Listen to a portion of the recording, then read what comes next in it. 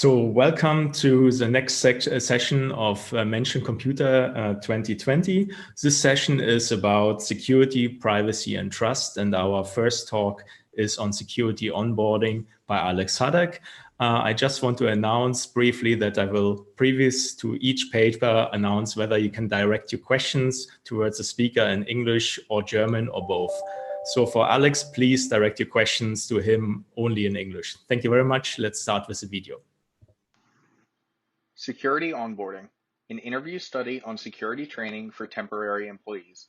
Researched by Alex Haddock, Jake Weidman, and Jens Grossklogs, representing both the Pennsylvania State University and the Technical University of Munich. First, some background. Main goals of this study. First, to determine how companies handle onboarding of short-term employees, specifically interns. Second, to determine how aware companies are regarding the security risk of interns. Third, to determine how aware interns are of potential security risk, including awareness of Wi-Fi vulnerabilities, discussion of general security practices, knowledge of security tools, as well as perceived risk of threat. Methodology. We recruited 15 participants from Penn State University who had completed an internship the previous summer. The participants took a pre-survey questionnaire for us to easily capture demographics. Following the survey, a semi-structured interview was performed to dive deep into the participants' individual experiences. Results of the study. Onboarding experience. We found that each participant's onboarding was different, varying from content covered and total length of time. Notably, larger organizations had stricter, more formalized onboarding. We found there were multiple methods used, including formal documents, in-person meetings, and online instructional videos. Devices. Most participants, 80%, were issued a company-owned device. These devices contained internet firewalls, blocking sites such as Facebook, ESPN, and others. Interestingly, most organizations did not manage mobile device use. However, one participant was required to download Mobile Iron, a software security suite, to use their mobile device. Security protocols and their enforcement. We found that most organizations have password requirements, varying in complexity with set timeframes to be changed. Some interns sent work-related information through personal emails, revealing a security hole. Also, some organizations had key card or fingerprint scanning for entry into the building. Finally, one participant experienced consequences if they left their workstation without locking the computer. This was monitored by IT to ensure security protocols were followed. Now let's dive into further discussion. The importance of clear, concise, and consistent onboarding. Proper onboarding leads to the success of employees and interns alike, especially when onboarding is focused on workplace cohesion and instilling organizational values. An interesting proposal includes the use of MOOCs. A 2015 study found 71% of educators find it effective. Applying this to onboarding reduces organizational effort, both in employees' time and the ability to reuse the course for all future employees. The downsides of these courses, such as motivational concerns, retention, interaction, plagiarism, and cheating, are less applicable to employee onboarding. Interns and bring your own device. Installing security software on personal devices enhances an organization's security if interns choose to use their own devices on a company's network. A second option would be to simply eliminate the use of personal devices on the network.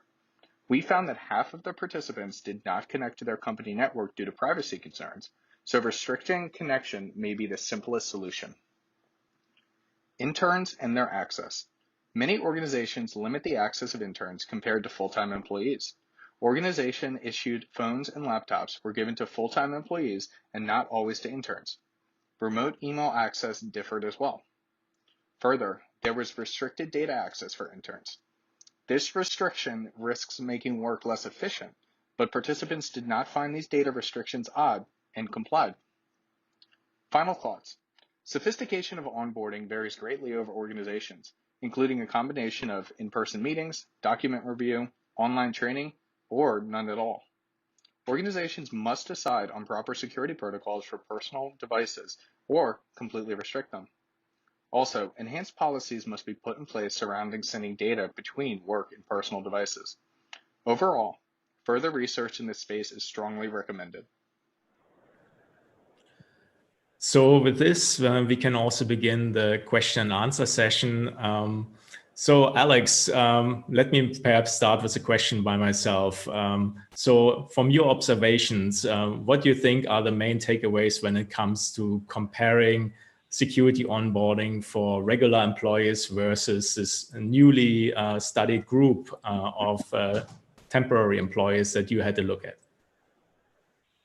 Yeah, absolutely. So what we found is that the temporary employees didn't always get the same amount of onboarding. I think that the reason why was because they were only there for 3 months, and sometimes the onboarding process for full-time employees is a 3-month time span. So when these companies bring in these interns, they don't do everything that they would do with a full-time employee because they know that the interns are only going to be there for a brief period of time.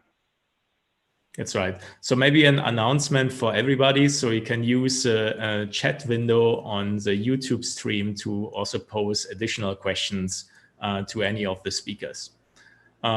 So we are missing any further questions at this moment. So let me dig a little bit deeper into the matters that you have studied.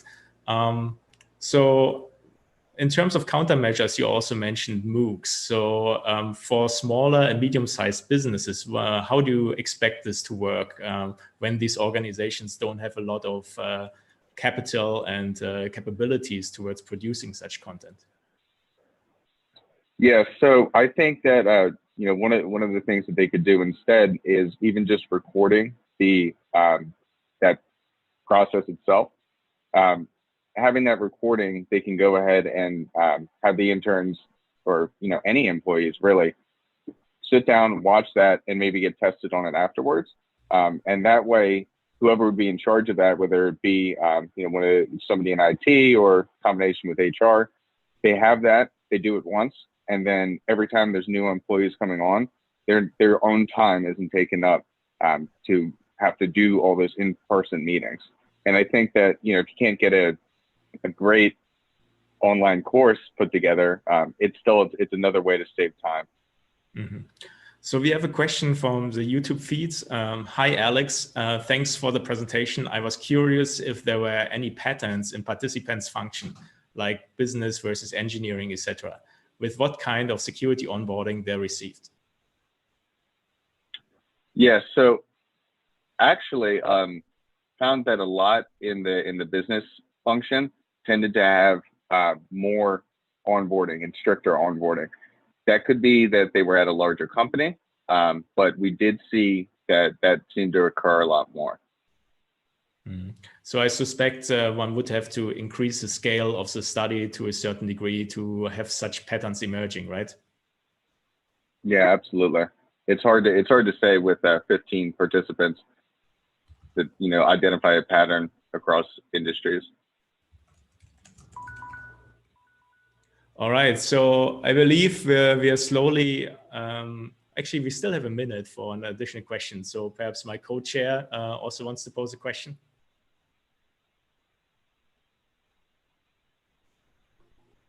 Actually, I would like to understand, you said that MOOCs have been identified as a proper, maybe, tool to onboard these interns. But what about, small and medium-sized companies? Do you think that this is paying off at some time for them?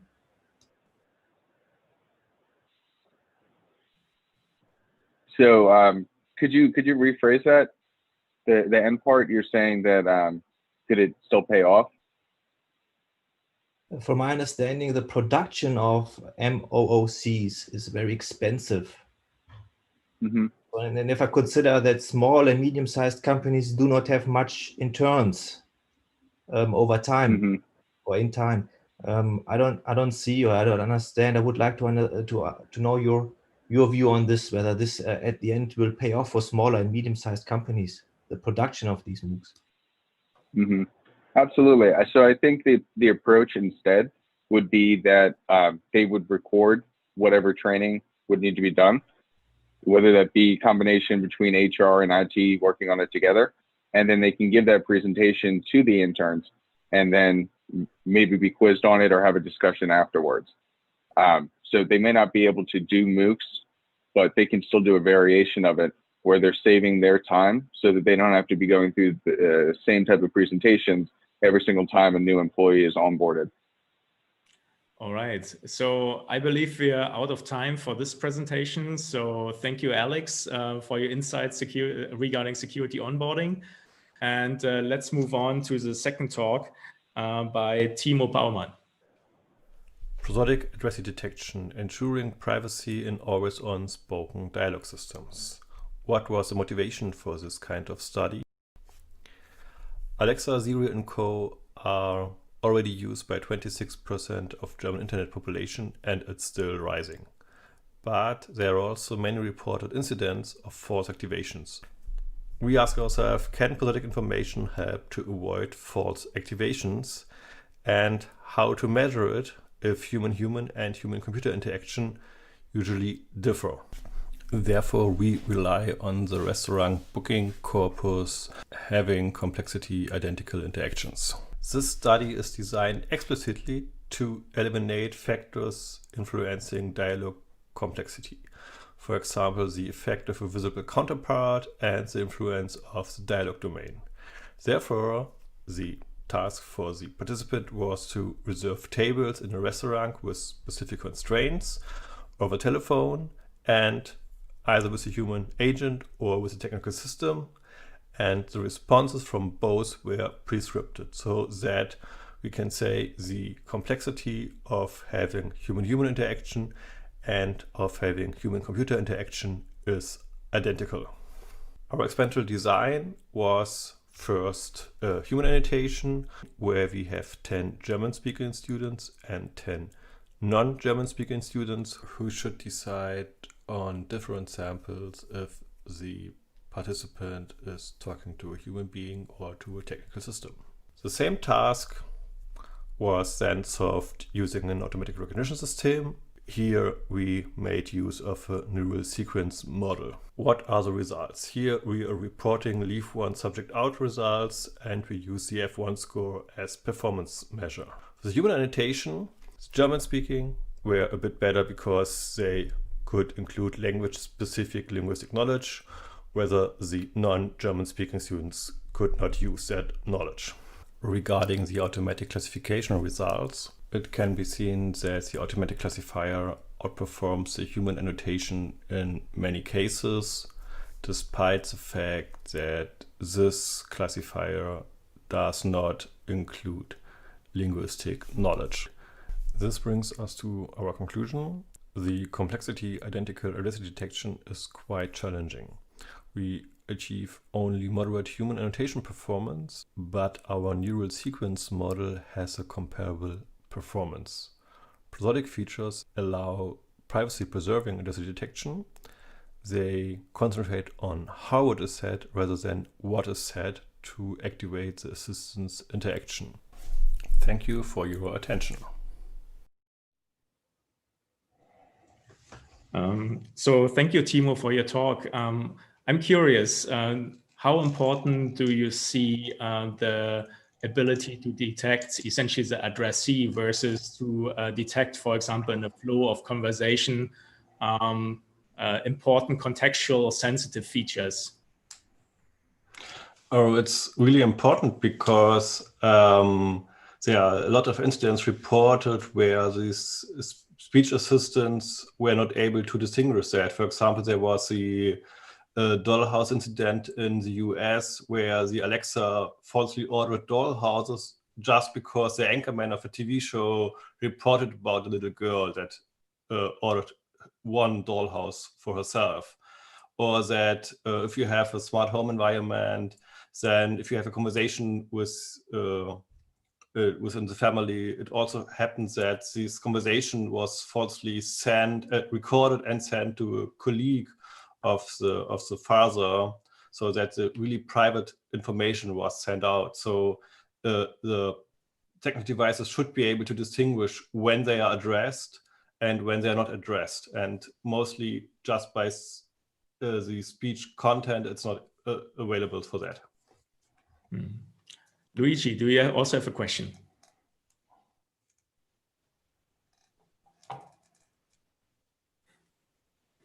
At the moment, I don't have one, to be frank.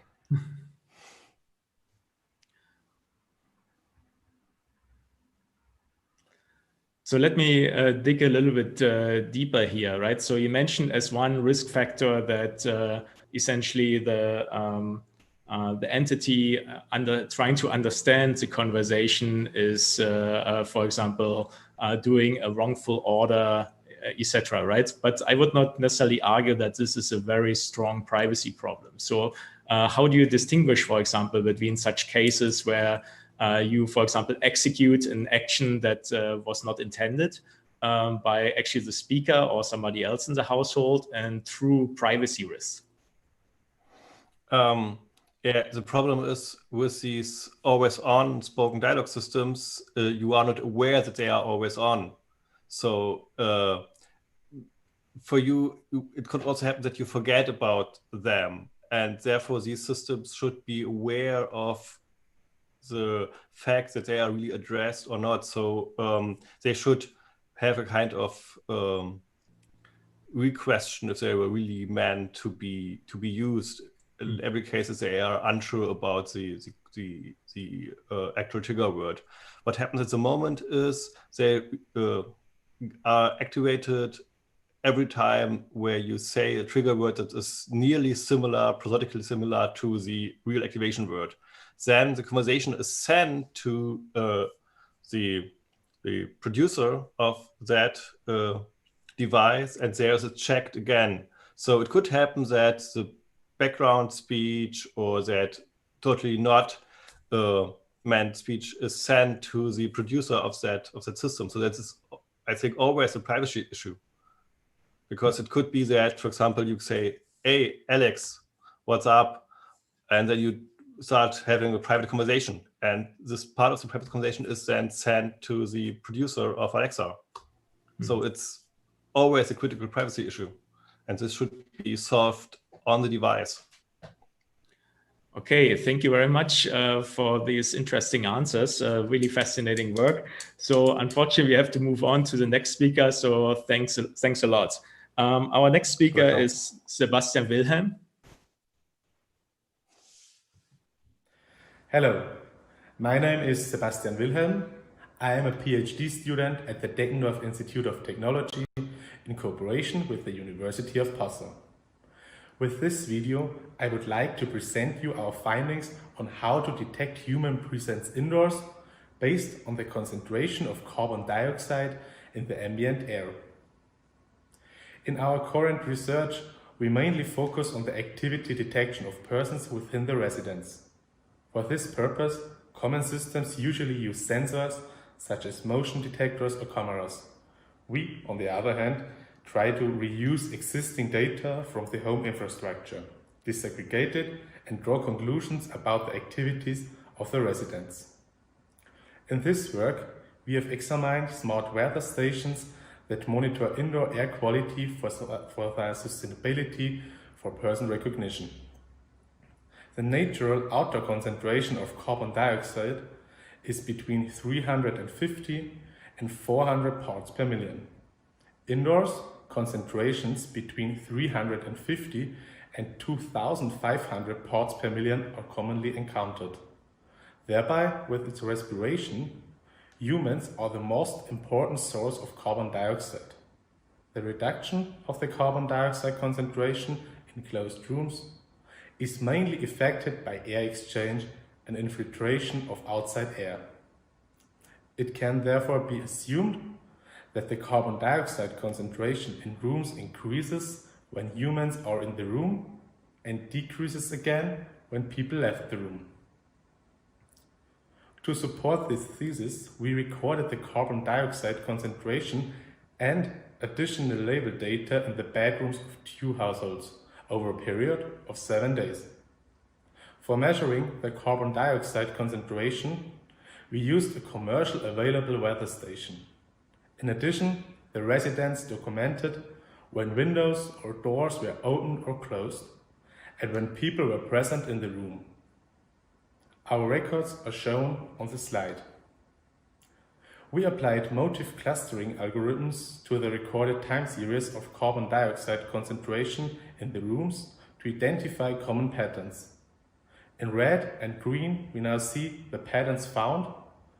These correspond to the events people entered the room and people leave the room. Thus, we were able to prove our theoretical assumption that it is possible to infer the presence or absence of people from the carbon dioxide concentration indoors. In future work, the presented methodology should be extended in a large-scale study with several test households, additional rooms and high-resolution sensors. Thanks for watching my video. For further questions, feel free to write me a mail. So thank you, Sebastian. Feel free to ask questions to Sebastian in German or English. My first question would be, you mentioned these mobile weather stations. How popular are those in smart form or non-smart form? These weather stations are quite popular, and we used, I say, the manufacturer devices from the manufacturer Netatmo. These are really broad in private households. Mm-hmm. So we have a question from another speaker. Measuring a buildup of CO2 concentration feels like it has greater measurement lag. Does this lag have benefits for any possible applications of this technique? Yeah, these weather stations have a lag of about 10 minutes. We can fetch data all 10 minutes only. But there are some applications where it could be good as well, because if you want to prove if a room is really empty, for example, in basements or in something like churches, it would be really interesting to use sensors, CO2 sensors, because you need only one sensor to prove a whole big room and not need some motion detectors which have a angel you can detect with, which is very limited only. And that carbon dioxide is in the whole room nearly the same.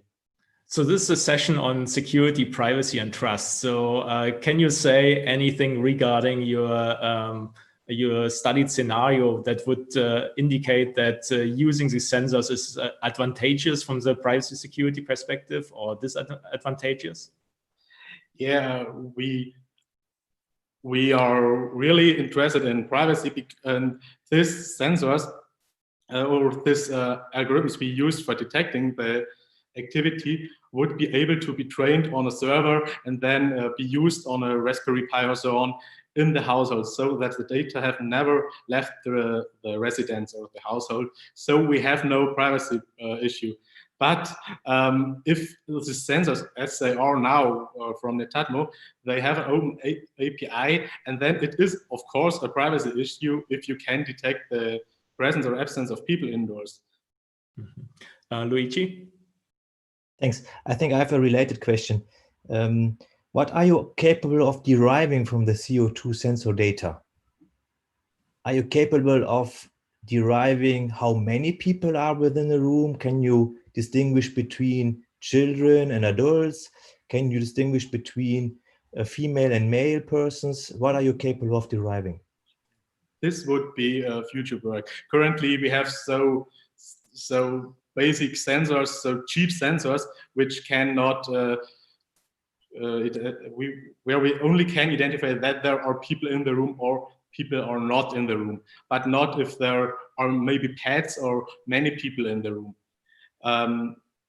Only the presence of people in general are to detect with this system. Mm-hmm. So thank you, Sebastian. Unfortunately, we have to move on to the next paper. Very interesting speech. Thank you. Thanks. So the next speaker is Florian Lehmann. It's an invited paper. Hello and welcome. My name is Florian Lehmann and I'm going to present you the work Heartbeats in the Wild, a field study exploring ECG biometrics in everyday life. I have worked on this topic together with my colleague Daniel Buschek. We are both from the University of Bayreuth. With our work, we have explored whether it's possible to distinguish people based on heartbeats.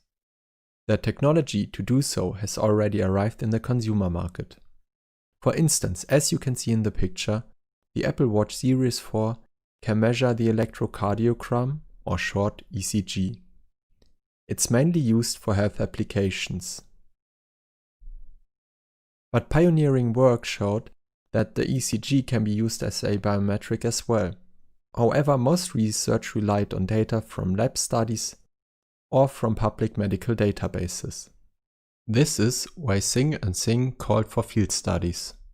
And there was already a field study, but only with 5 participants. With our study, we wanted to fill this gap and ran a field study with 20 participants. Overall, we collected the data for 1 week. To obtain the signals from the participants, we used a MovieSense ECG Move chest belt tracking device. On the collected data, we applied a pre-processing pipeline. The pipeline contained basic methods, for instance, downsampling, filtering, and AR peak detection. You can find more details on that in the paper. This is the model we used for the evaluation. For each P and Q in the data, which are user and attacker, we trained a classifier. To train the classifier, we fed data from the user and rest of the world to it. An user was labeled as 1 and the rest of the world as zeros. Attacker data was spared out from the training. In the testing phase, we fed data from the user and attacker to the classifier. They should be recognized as a 1 or 0. We evaluated the data in 2 scenarios. Scenario 1 was a random subsampling approach in which we ignored the order of cardiac cycles and days. In scenario 2, we kept the order of days and cardiac cycles. Additionally, we varied the amount of enrollment and validation days. For evaluation, we applied a machine learning model and used 3 classifiers to test it. To compare the results, we have computed the receiver operating characteristics curve with the area under the curve, as well as the equal error rate. Decisions were made on 3 subsequent heartbeats. Here you can see a comparison of the random forest classifier between scenario 1 and 2a. The equal error rate in scenario 1 is 5.23% lower than in scenario 2a. We contribute this mainly to the fact that the ECG might differ to some degree from day to day and from situation to situation. Taking training data from only 1 day might not reflect this sufficiently. And now, let's have a look on how it improves with taking into account more decisions. Taking into account 15 heartbeats for validation, we were able to improve the classification. The equal error rate dropped by 7.53%. We can say, making the validation longer can improve the classification overall. The results of the questionnaires showed that the chest belt tracker was perceived mainly as neutral. But even more interesting, over the half disagreed to accept to wear a tracker for ECG biometrics. We found the more variability there is in the training data, the better classification works. Taking up to 15 heartbeats can improve classification, but it's still less robust than in lab studies. Responses by the participants on the questionnaire showed an aversion to use ECG trackers for biometrics. We conclude that it's possible to distinguish people by their heartbeats in everyday life. We see the need for future studies to go beyond lab studies and to evaluate such systems in the intended application contexts. ECG data is sensitive data that holds information about your identity and your health state. That is why we think that privacy is an important part when designing ECG biometric systems and should always be done responsibly. Thank you for watching. So thank you for this talk, Florian. My first question would be, could you go in a little bit more detail how you're trying to preserve and guarantee privacy on the end user device? So the computation was done on a server. So I think you can, okay, well, in this case, you would have to compute it on the device itself. We have used chessboard tracking devices, which means we only collected the data with the devices, but computed on computers, which was basically a server. So yes, you would have to use mobile devices and compute it there, and just run the classification itself on the server. Mm-hmm. So we have a question from YouTube. Thanks for the interesting presentation. The question is, how likely are the findings to transfer to wrist-worn HR detection, perhaps with less accurate, detailed HR features available? So I think measuring the signals with a wristband device would cause more noise. Every time you move your arm, that would cause noise, I think so.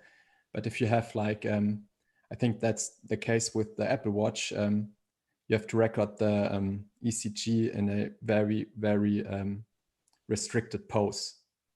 So just keep your arm without movements in a steady position, and it would work quite good, I think. Very interesting.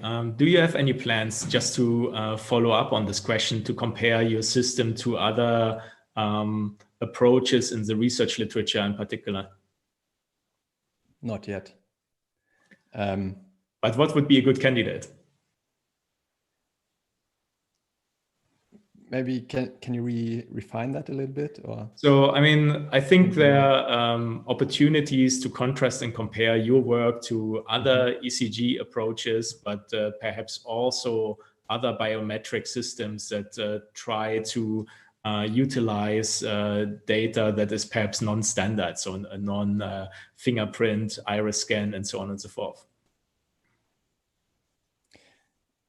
I think it's quite hard to compare the systems because you use different signals. And I think it's more interesting to compare different factors.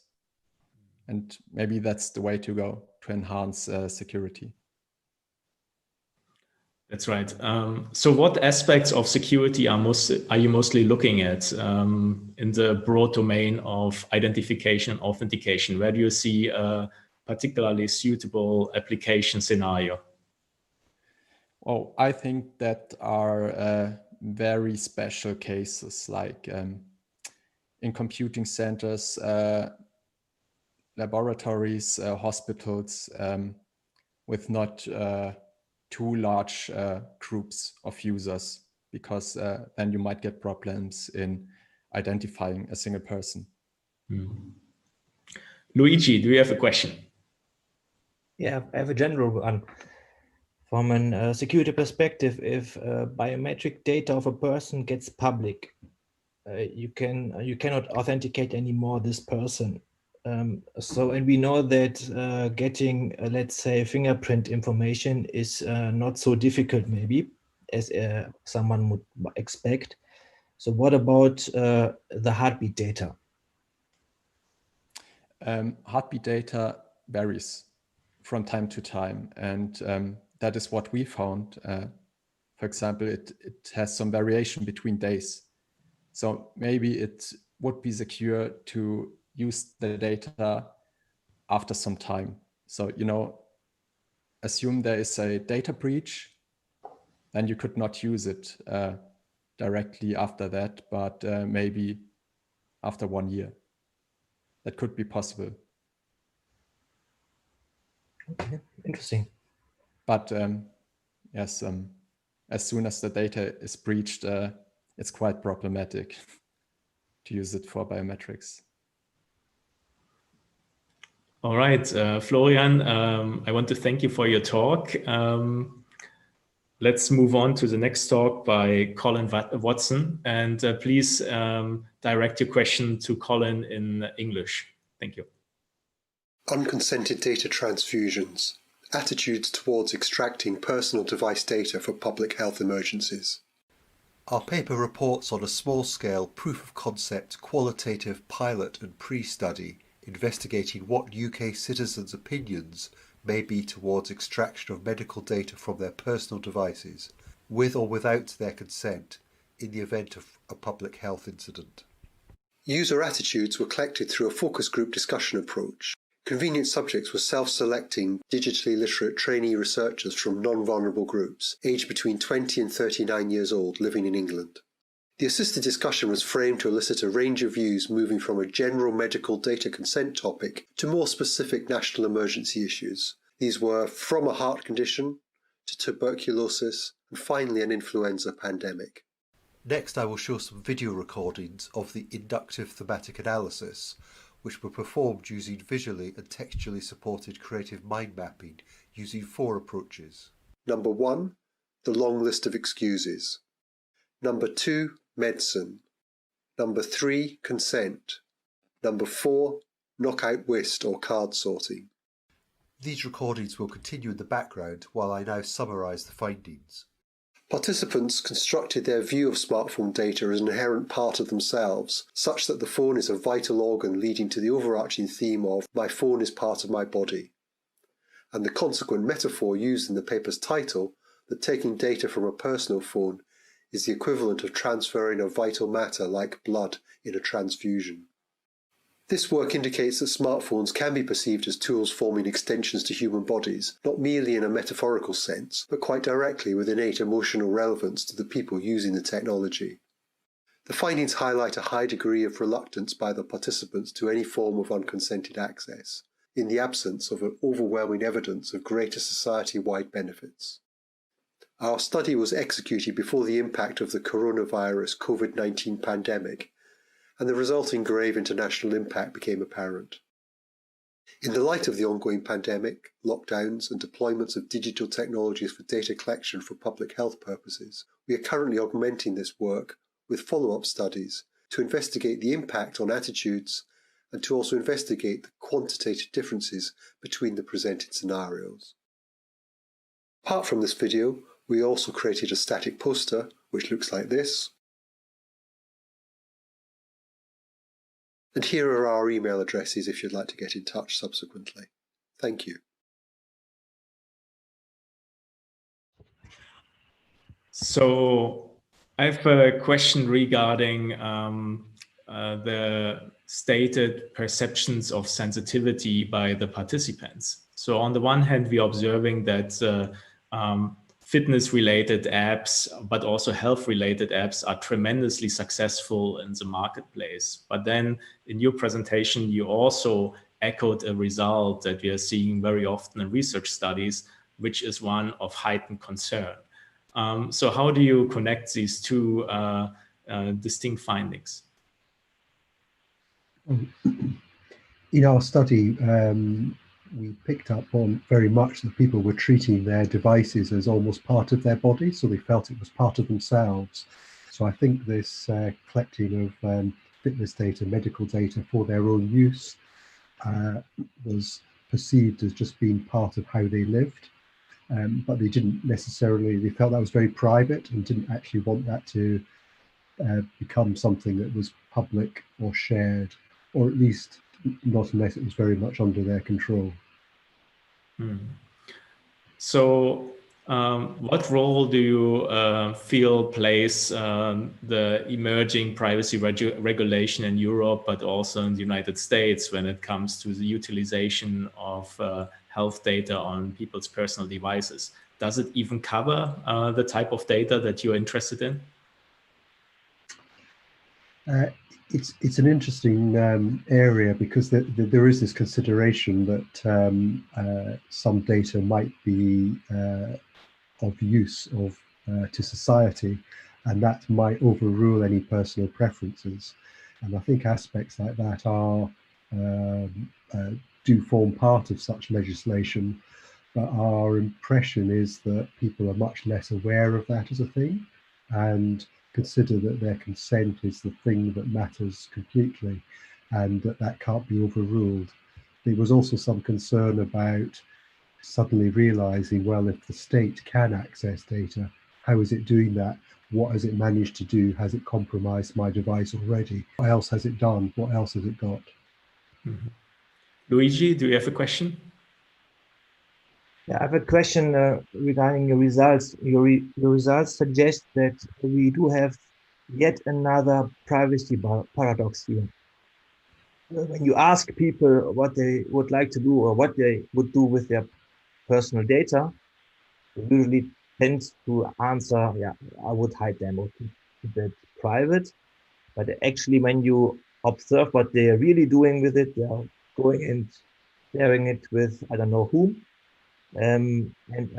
Is this a privacy paradox you somehow discovered here as well, or how do you judge your results in the light of results of further studies? Yes, this was really quite a formative study, and we are looking at undertaking follow-up studies to investigate the impact on attitudes, but also to try to look a little bit in more detail between the various scenarios, because we had the scenario of sort of heart condition, tuberculosis, and then influenza pandemic. And we want to look at how people's attitudes and concerns are varying across those different types of situations, and to see whether that has any contribution to this thought about these paradoxes that exist. Yes. Mhm. So thank you very much, Colin. We are unfortunately out of time. Very interesting topic scenario that you're studying. Der nächste Vortrag ist auf Deutsch von Laura Sophie Hesse. Herzlich willkommen zum Vortrag des Forschungsprojekts Der Einfluss von Persönlichkeit, Technikaffinität und Risikobewusstsein auf Technologieakzeptanz. In den nächsten 5 Minuten werde ich Sie kurz durch unsere Studie führen, die wir am Beispiel der Sprachsteuerung von Fernsehgeräten durchgeführt haben. Die Menschen sind sehr offen für neue Dinge, solange sie nur den Alten gleichen. Dieses Zitat stammt von Charles F. Kettering, einem US-amerikanischen Ingenieur, und er bringt eigentlich ganz gut auf den Punkt, dass neue Technologien oftmals Akzeptanzprobleme gegenüberstehen. Und ja, schaut man sich mal so die Technologien heutzutage an, scheint es so, als würde die technische Realisierbarkeit dem Fortschritt keine Grenzen setzen, sondern eher der Mensch, der oftmals skeptisch ist, den limitierenden Faktor darstellen. So, jetzt stellt sich die Frage, welche Faktoren die Akzeptanzbildung dann beeinflussen, und es lässt sich grundsätzlich feststellen, dass das Spannungsfeld zwischen Technologie und Akzeptanz im wissenschaftlichen Kontext durchaus ein essentielles Forschungsfeld darstellt, dass es auch einige Modelle gibt, dass jedoch die nutzerspezifischen Einflussfaktoren nicht genug beachtet wurden. Und genau da möchte jetzt unsere Studie ansetzen, und deswegen untersucht sie anhand der Sprachsteuerung von Fernsehgeräten, ob nutzerspezifische Faktoren wie Persönlichkeit, Technikaffinität und Risikobewusstsein einen Einfluss auf die Nutzungsintention. Hierfür haben wir dann ein Modell entwickelt, das ich kurz vorstellen möchte. Und zwar sind die ersten beiden unabhängigen Faktoren, die in das Modell eingehen, der erwartete Nutzen. Heißt, wie verbessere sich meine Ausgangssituation durch die Nutzung der Technologie, und der erwartete Aufwand. Diese beiden Konstrukte stammen aus Modellen, die sich bereits in der Forschung etabliert haben. Die abhängige Variable ist in dem Fall dann die Nutzungsabsicht. Als nächstes werden die 3 Hauptkonstrukte der Studie, also Persönlichkeit, Technikaffinität und Risikobewusstsein, mit in das Modell aufgenommen. Persönlichkeit wird hier anhand der Big Five gemessen.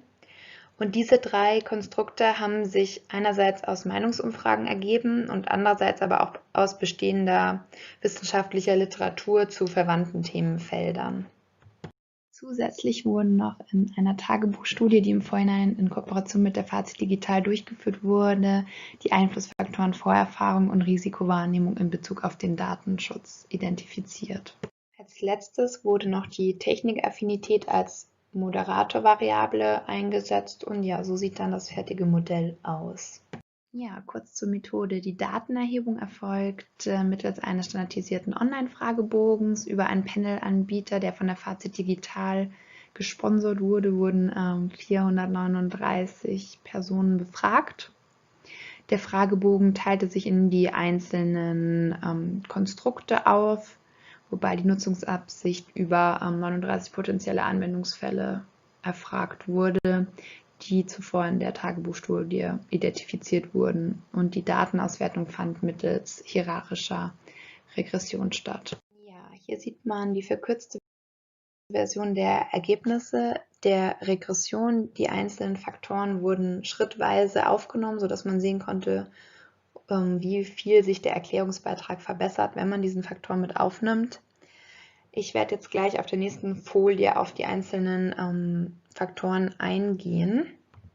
Auf dieser Folie werden jetzt nur noch die Faktoren gezeigt, die einen signifikanten Einfluss auf die Nutzungsabsicht haben. Da ist zum einen der erwartete Nutzen, der den höchsten Einfluss aufzeigt. Das ist auch konform mit bisherigen Studien. Und das bedeutet einfach für die Praxis, dass es sehr gut ist, wenn man den Kunden ja die Vorteile zum Vorgängermodell aufzeigt und welchen Nutzen man hat, den man davor nicht hatte.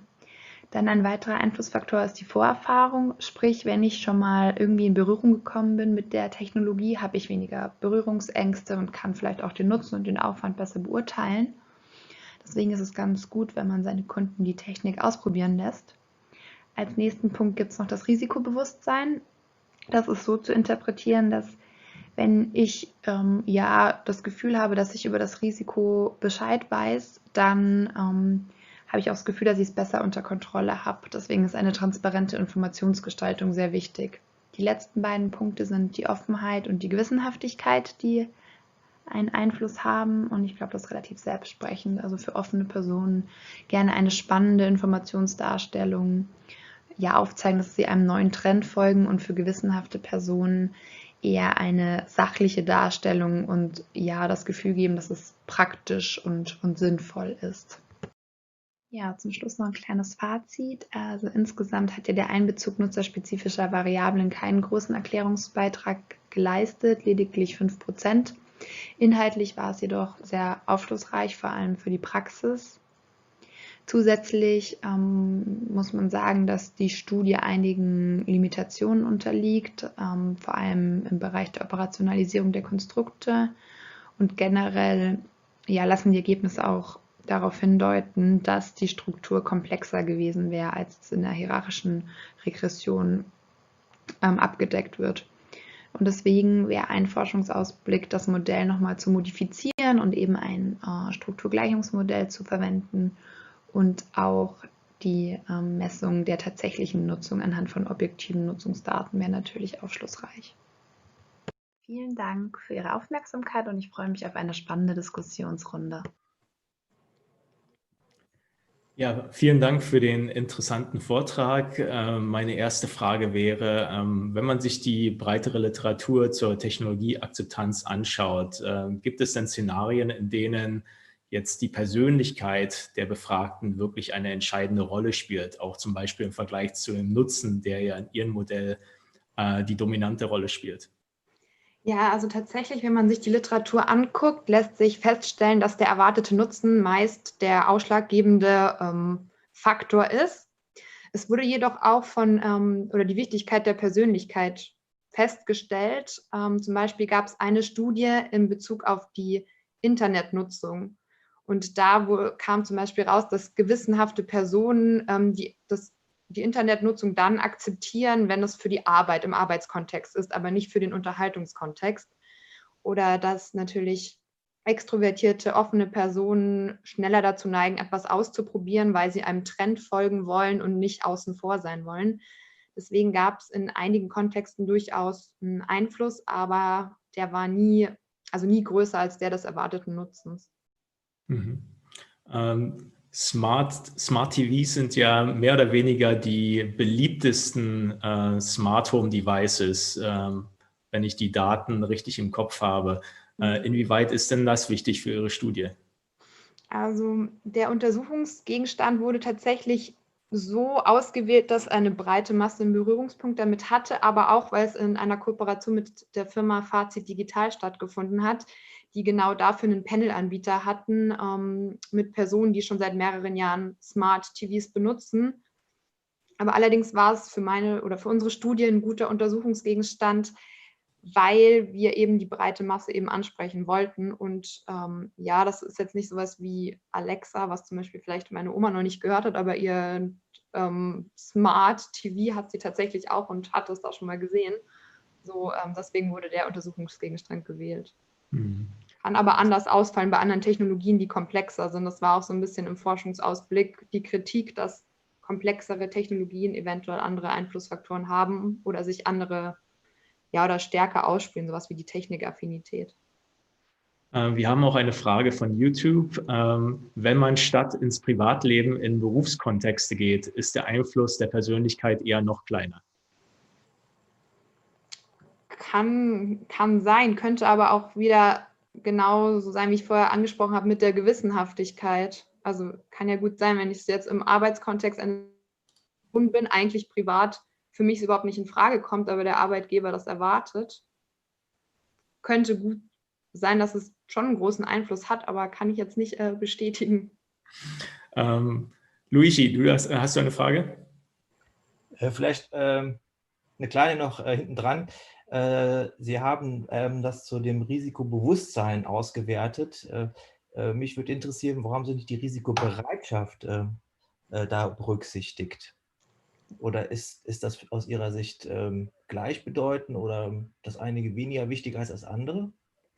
Also der Einflussfaktor kam tatsächlich aus einer Tagebuchstudie, die wir davor gemacht haben. Und da wurde häufig eben gesagt, ich bin mir eines Risikos bewusst, würde es aber trotzdem machen. Und tatsächlich saßen wir lange auch da, ob wir Risikobereitschaft oder Bewusstsein nehmen, sind dann aber an dem Bewusstsein hängen geblieben. Und es könnte gut sein, also diese ganzen Risikofaktoren, als wir die gebildet haben, hat sich auch gezeigt, je nachdem, welche Items man da reinnimmt, dass da unterschiedliche Ergebnisse rauskommen. Und wäre auf jeden Fall spannend, in einer weiteren Studie noch mehr zu differenzieren. Ihre Future Work bezieht sich ja hauptsächlich auf die Methodik, aber gibt es auch Ideen, sozusagen den Kontext auszubreiten, oder ist man eben durch das Panel in dieser Art und Weise jetzt erstmal gebunden? An sich ist man nicht gebunden. Es wäre auf jeden Fall spannend, auch auf andere Untersuchungsgegenstände auszuweiten, aber vor allem vor dem Hintergrund, dass man die Methodik erweitert, weil wir da eben schon an die Grenzen gestoßen sind. Und damit man dann aussagekräftige Studien hat, würde ich sagen, müsste beides beachtet werden, aber wäre natürlich für alle Smart Home Devices spannend zu testen. Es gibt noch viel Arbeit. Leider sind wir auch schon wieder am Ende von unserer kurzen Q&A-Session. Also vielen herzlichen Dank nochmal für Ihren Vortrag. Dankeschön. Und the next presenter is Luisa Küchler, and you can direct your questions to her in German or English. Online fundraising is becoming increasingly important for non-profit organizations, but the factors that convince people to make a donation online have not yet been fully investigated. In this present work, the lack of know-how is targeted when investigating how factors of the design of organizational websites in a context of e-health may affect online fundraising. Along with the extension of the technology acceptance model by van der Heijden, the three constructs of content, usability, and aesthetics are investigated in their way of influencing the intention to donate. Regarding the increased relevance of trustworthiness of health-related information on the web, the variable of trust in the organization is included in the model. Additionally, research questions about demographic aspects such as age and gender are posed. Data of 2 studies was used to examine factors of online donation. The first study was designed in a between-subject design, so that every subject saw 1 out of 30 health-related websites, and after rating it, made a decision about a possible donation of their own money to the organization. The second study used within-subject design to show every subject 3 websites. The subjects rated each website and in the end decided to which of these they would A. donate money provided by the researchers, and B. donate their own money they had earned from doing the survey. For statistical analysis, logistic regressions were performed.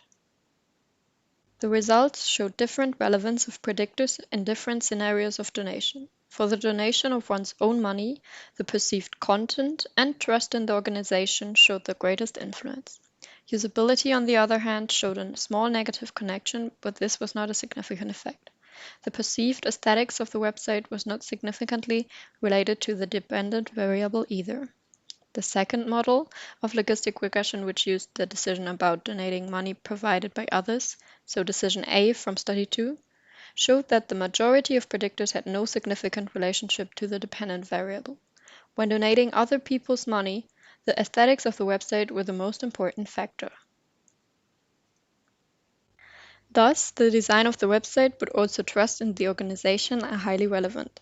The differences between the two scenarios of online donation might be explained by the increased relevance of the decision, which results from donating one's own money, and according cognitive processes. Nevertheless, further research should examine influences of additional variables and establish implications for successful digital donation generation in the healthcare sector.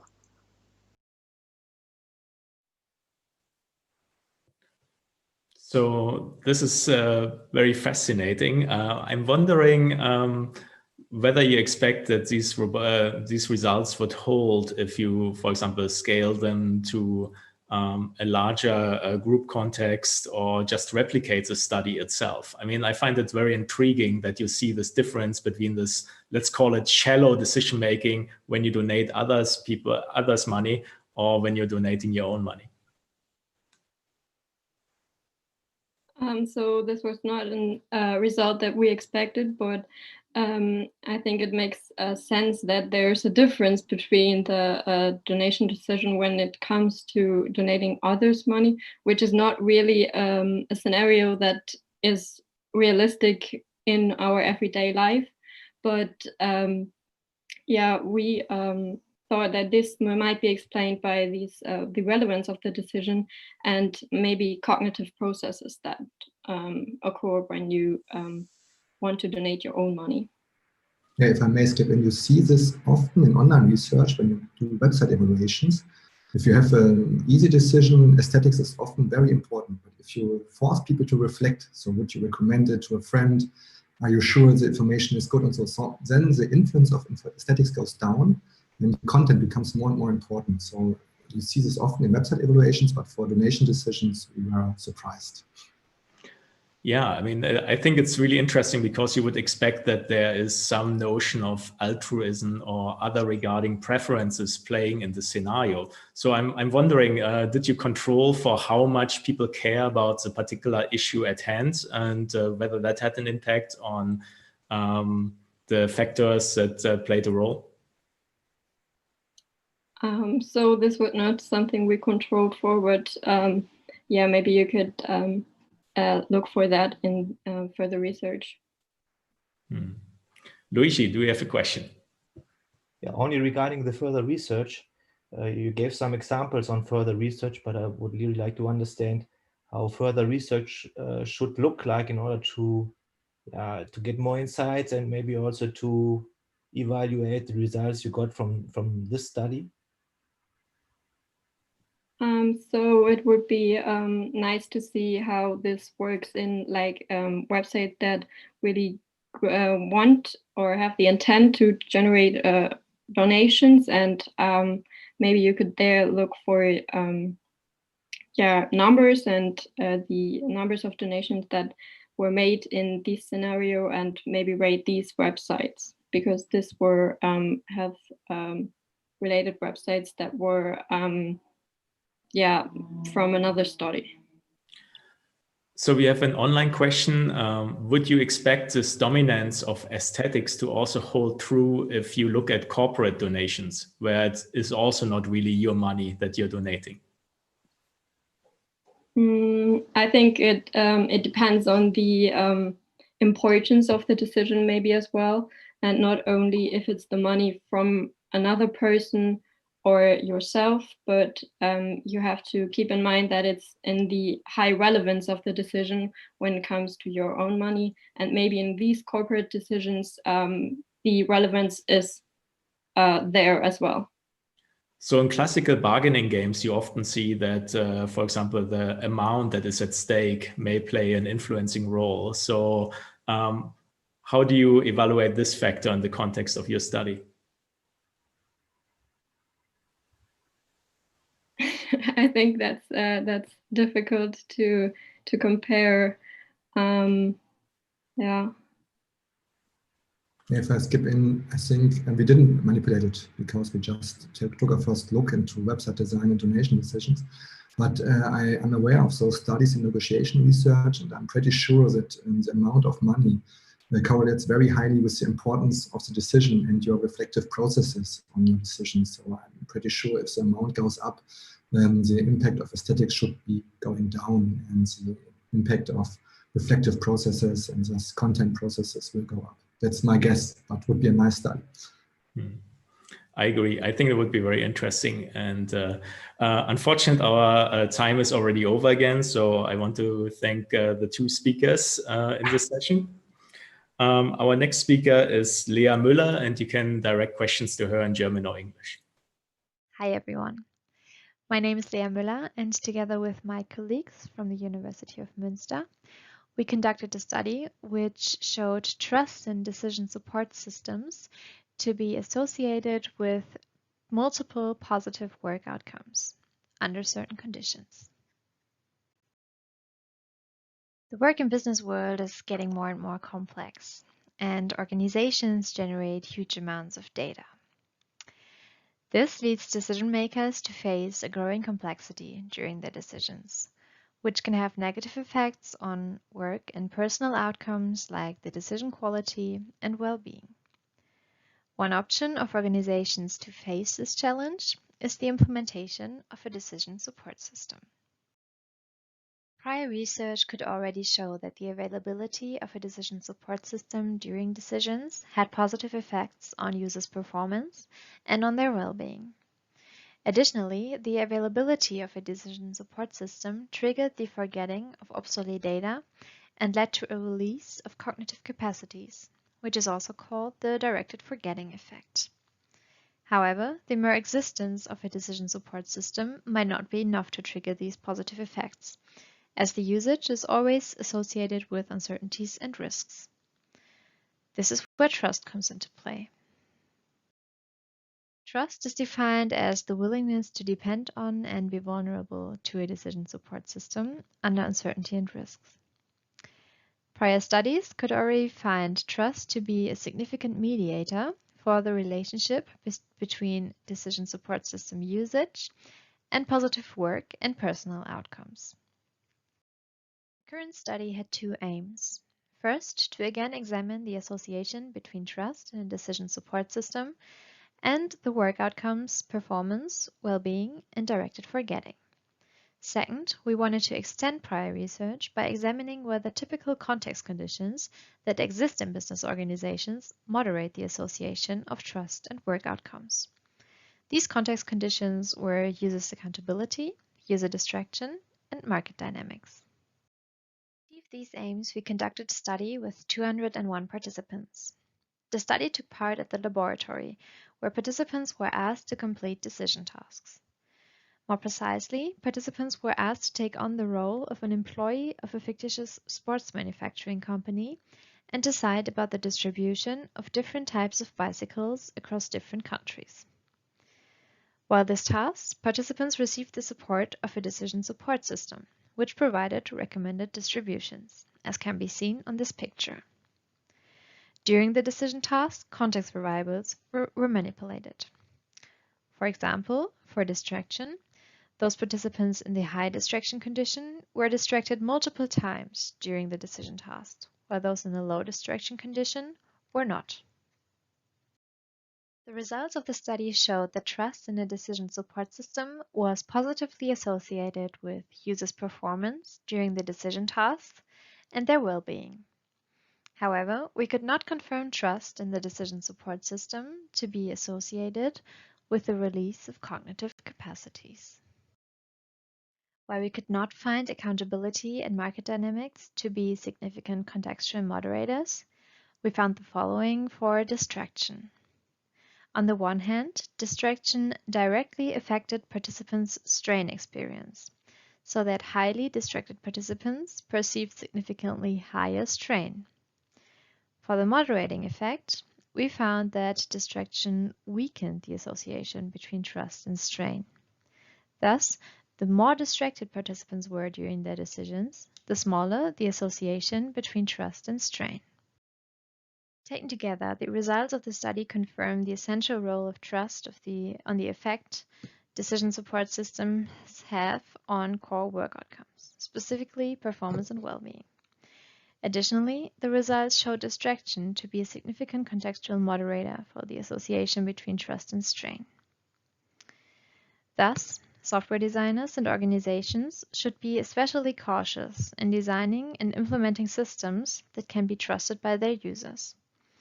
Moreover, organizations should put effort in providing sufficient protection and strategies against unplanned interruptions and distractions.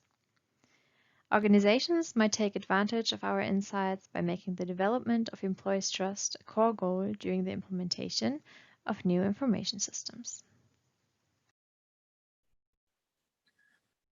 So this is a very interesting talk. I'm wondering to which degree it ties in on the ongoing debate on to which degree artificial intelligence technologies are replacing work or enhancing work. So my first question in this line of questions would be, where's the challenge in the tasks that you studied? Do you think it is more of an intellectual challenge, or is it more that with repeated execution of the task, you're worried that the worker is actually doing some mistakes?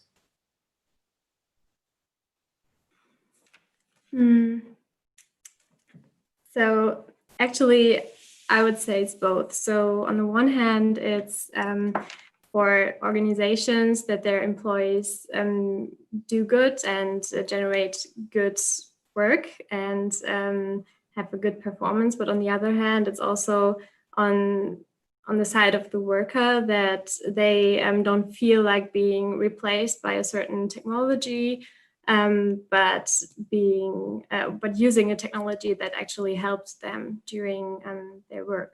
So I would say it's both.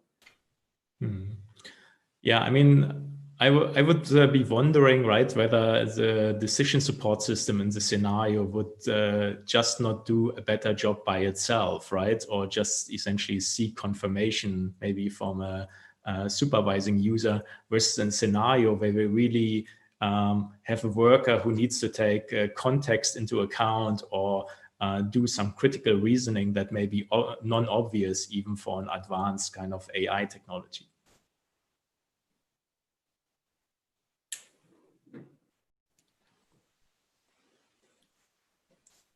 Tone? You couldn't hear what I was saying? I know, mine is.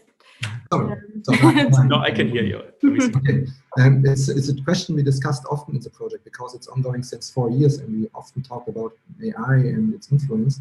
And the thing is that the system we have built relies on the data that are there. And the human factor is, well, to see what's happened. See this year in the corona pandemics and the problems that all arise from this pandemic situation. Now the system we could have built have foreseen this. So it's very important to have this human factor in it. But of course, for simple decision tasks, the system is better, of course, as long as everything goes as it was in the past. And normally that's not the case in the market. So my last question regarding that is then, how would you expect the results to differ if the task is much more complex and intellectual, stimulating and really demanding for the individual to draw upon their expertise? I think that's when trust is even more important. So if you think you are a real expert in that topic and you need to be aware of the whole context and stuff, but you also get the support of the system, then it's even more important to trust the system to also be an expert in in that topic. And I would think that the more complex, the more trust is important. Luigi, do you have a question? And my question was going exactly into this direction. I'm sorry. I was asking whether you studied your decision support in a work environment, in the sense of management of a company, but do you think your results are also applicable in the health domain or in the disaster management domain, where you also have decision support systems everywhere? You already answered it. Yeah, but maybe I can say something about that. Actually, that's what we're doing right now. So it's the plan to look at the usage of such systems in the real world, because then it's even more associated with risks to use the system than when you're in a laboratory doing a study. And actually, in this phase of the project where we want to look at software usage and decision support system usage in the field and in real companies. You're right, for future research, disaster management would be really, really interesting because of the high dynamics of the situation. And again, of course, because of the need of a system helping people at the place of a disaster. But well, it must be a very good and very fast system. So it would be a very interesting approach for FCI research in many different facets. Yeah, thanks. So perhaps one last question. Do you expect that decision support systems make actually the user better, or are they more or less over time outsourcing the skills, the memory, etc., to these advanced agents? Actually, that's what the Directed Forgetting is about. It was only a small part of today's talk, but actually we think that when users get the support of a system in one aspect of their work where they can rely on the system, they release cognitive capacities for other parts of their work and can put more effort in these parts of their work than the part where they receive support from the system. So this is a somewhat hopeful conclusion, right? Right. All right. So unfortunately, we are again out of time. Thank you very much for your presentation. And our last speaker is Gordon George Brown, and you may direct questions to him in English or German. Greetings and welcome to this short demonstration of our research titled The Effects of Consultant Avatar Size and Dynamics on Customer Trust in Online Consultations, conducted by the Chair for Human-Centered Information Systems of the Gloucester University of Technology. My name is Gordon Brown and I will provide some insight into our research for this video. As part of a joint research project aiming to build a digitalized sales platform, we looked into remote augmented reality consultations, which would allow customers to receive remote consultations on a planned purchase by a real consultant. Before actually buying, any recommended products could be viewed in the designated spots in augmented reality, while the consultant could also be interacted with as an avatar. For this scenario, we were interested in the impact of the consultant avatar's appearance and behavior on the perceived social presence, trust, and consultation satisfaction of customers. We based our study on past research which delved into the influence of the appearance of an avatar used by a remotely located expert on the perceived trust and social presence of a local worker. They found that using miniature avatars in these settings results in significantly higher perceived social presence in study participants. Perceived trust was not affected. As such, we chose avatar size as one variable to examine for our consultation scenario. On the same basis, we chose to compare life-sized avatars with miniature ones as well. For a second variable, we examined avatar behavior aspects that have received little attention in past research and settled on avatar dynamics. We decided to compare avatars that could be remotely controlled by the consultant, mirroring their camera movements, and avatars that remain static and automatically look in the customer's direction. We combined the variable values in a 2x2 experiment as shown here. Here, we can see the first of our 4 variable combinations, a life-size avatar that dynamically looks and walks around when the consultant moves their camera viewpoint on their end. For the second of our variable combinations, a life-size static avatar that remains in place and always looks at the customer was used. Next, we're taking a look at the first miniaturized avatar, again combined with dynamic behavior. The avatar floats and is kept at head height to allow the customer to look in the same direction as with life-size avatars when seeking eye contact. Finally, we combined a miniature avatar with the same static behavior as with the life-sized avatar shown before. Here, we can see the envisioned scenario with the consultant's avatar, a virtual piece of furniture, and a customer. We conducted the experiment as a mock remote consultation with 12 participants in total. The participants' goal was to find a suitable couch for their new living room. For data gathering during the actual experiment, we used questionnaires for measuring trust, social presence, and consultation satisfaction. We also conducted interviews to find anything the participants liked or disliked about the avatars. We used Friedman tests with an alpha of 0.05 to determine if any significant differences exist, and if so, we ran subsequent Wilcoxon-signed rank tests with a Bonferroni-corrected alpha of 0.0083 to find the cause.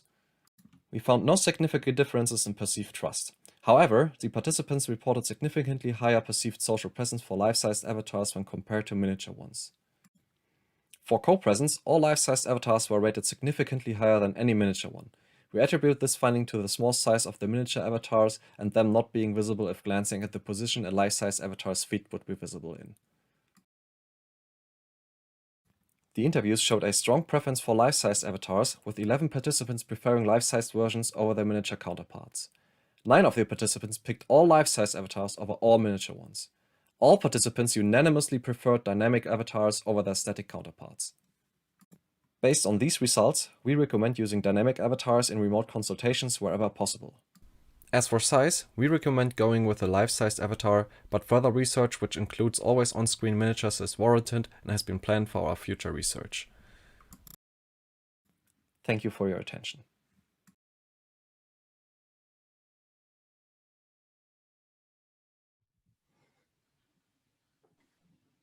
So my first question is obviously, can you move around the life-size avatar also with the pointing of your mouse nicely and let them fly around in the room? No, the life-size one would just walk around the room realistically. So we looked for the miniature one. I think that's what you're getting at. For the miniature one, we looked for a suitable animation that would, fits the avatar floating, and that's what we settled on because we tried a pedestal which didn't work as well because it would, drive around the room, and this was the next best thing. So one question, of course, that comes to mind when you're using these assistants is also the quality of the decisions being made. This was not really the focus of your study, but I'm wondering to which degree this first impression of using this life-size and dynamic avatar may have been actually a distraction from the task at hand. And rather, as I said, you have an effect of distraction or attention directed towards the avatar rather than attention directed towards the task.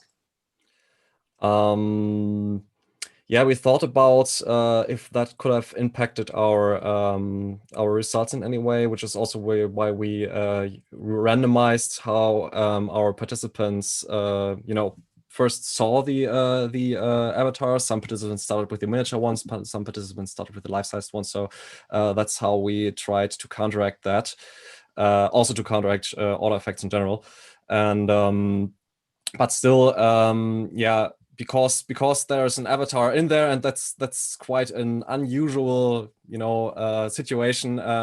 It could have distracted our participants, but we did not take into account or did not counteract that in any other way than randomizing our starting order. Mm-hmm.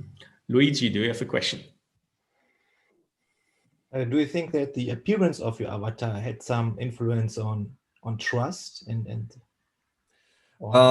it could have, but we actually conducted a little study prior to this one to determine the general appearance of an avatar that would garner the most acceptance for a consultation scenario beforehand. So we presented around 25 people with different avatars originating from different ethnicities, different ages, stuff like that. And we specifically picked the avatar that fared the best in that little prior study.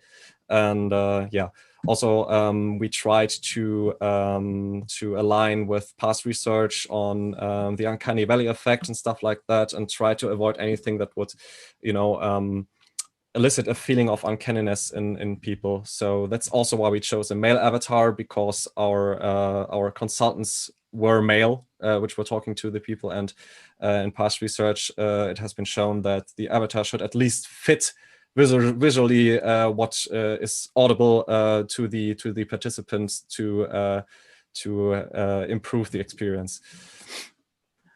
So classical studies on agent systems or recommender systems with agents often compare the agent then to a human agent. Obviously, the same question arises here. Do you have any plans for future work on contrasting the two types of agent also with a human advisor, and what would you expect? This was a human advisor, so we don't plan on doing that in any way, because oh no, sorry. We do have in our research group, we do have a partner which delves into chatbots, who would also be able to control an avatar such as this, which will also be studied, obviously. But our group specifically will focus on interaction with actual humans that use an avatar online. So there have been a lot of scandals where individuals expected to interact with a human agent, for example, on online dating websites. How do you expect humans to actually be able to infer that they, at all stages of the conversation, interact with a human being rather than artificial agent?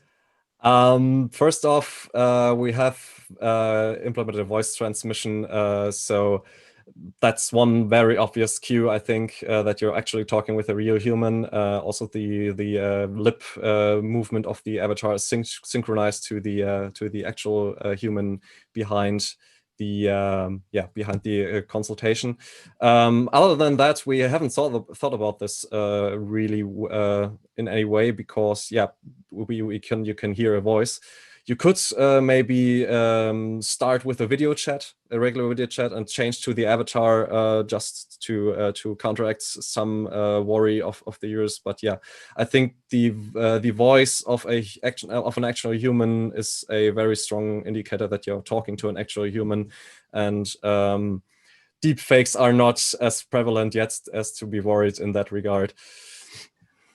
So maybe as a last question, you studied essentially how people perceive the avatar, but also did they behave differently in their own mimic and facial expressions and gestures when interacting with the avatar, depending on its size?